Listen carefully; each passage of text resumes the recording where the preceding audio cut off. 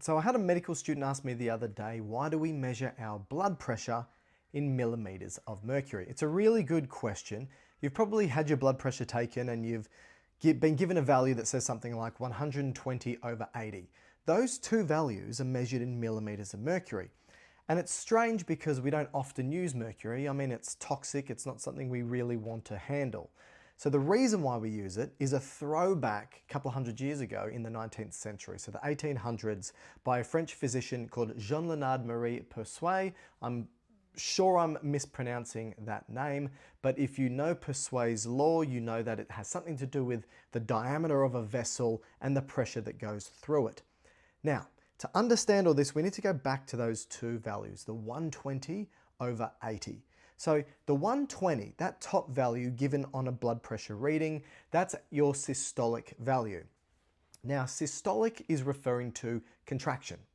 So when your heart contracts, let's say we know our heart's made up of atria, two chambers at the top, and ventricles, two chambers down the bottom. When those ventricles contract, they push blood out of the heart. Now the left ventricle pushes out to the rest of the body via the aorta. This is the one we're looking at the moment. So this is what we call a systemic circulation. It's going through all the tissues of the body. So that left ventricle contracts, it squeezes, and as it squeezes blood out into that aorta, and there's going to be a degree of pressure that blood is under. So that blood is going to exert a force on the blood vessels, such as the aorta and its branches. The maximum force that it places on these vessels is 120 millimeters of mercury, right? That's the maximum force. So that's your systolic value, representative of the pressure that is produced when your left ventricle contracts. Now here's the thing. When your left ventricle relaxes, this is what we call the diastolic phase, the rest and relaxation phase. There is still a value. I've always thought, why isn't it zero? Why isn't the pressure in your blood vessels zero when your heart relaxes? And the reason why is because under that systolic phase, 120 millimeters of mercury worth of pressure, and the blood places all that pressure on the walls of the arteries and they stretch in response because arteries are stretchy.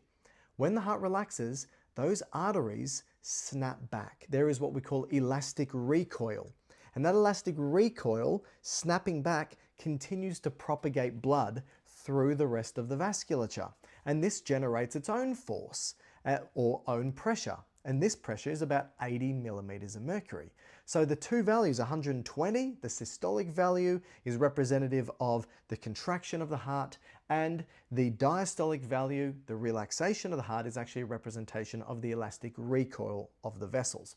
Now, the reason why I'm telling you all this is because it allows for us to make sense of why we use millimeters of mercury. Because there's Persuet, who invented what's called the mercury manometer. So when you go get a blood pressure reading, if you've got an old school doctor who does a manual cuff, right? That's called the sphygmomanometer. Great name. They put a cuff around, they got a little pump, and that cuff starts to squeeze around your arm. Now, what it's actually squeezing is the brachial artery.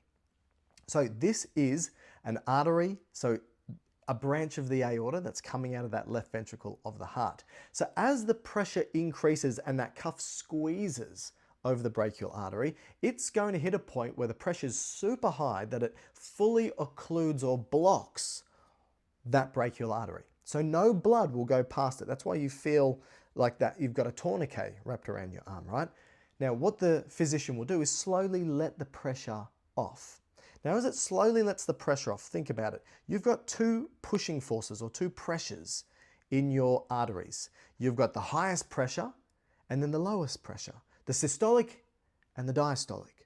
So as they start to slowly release that pressure valve, it will hit a point where it's equivalent to the systolic pressure, where the heart, the pressure coming from the heart under the systolic phase, is enough to overcome the outward pressure of the cuff.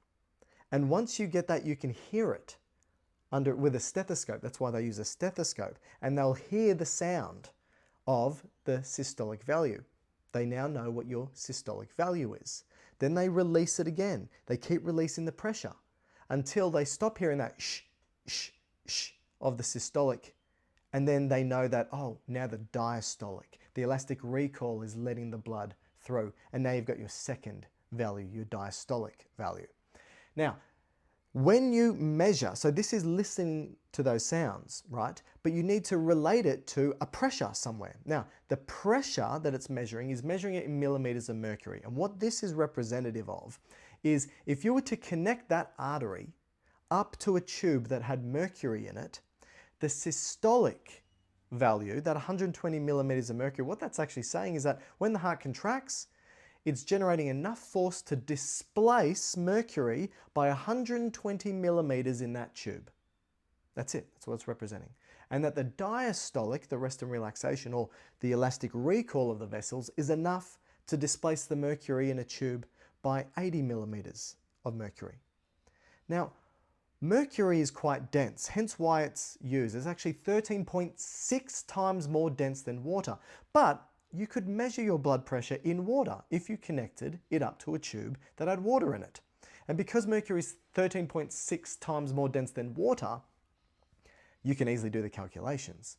Your blood pressure, instead of measuring it in millimeters of mercury, you could measure it in meters of water, and it would be 1.6, if it was 120 over 80, that's equivalent to 1.6 meters over 1.2 meters, okay? So it doesn't matter what's used, as long as we have a standard value, and Persuade gave us a standard value of millimeters of mercury.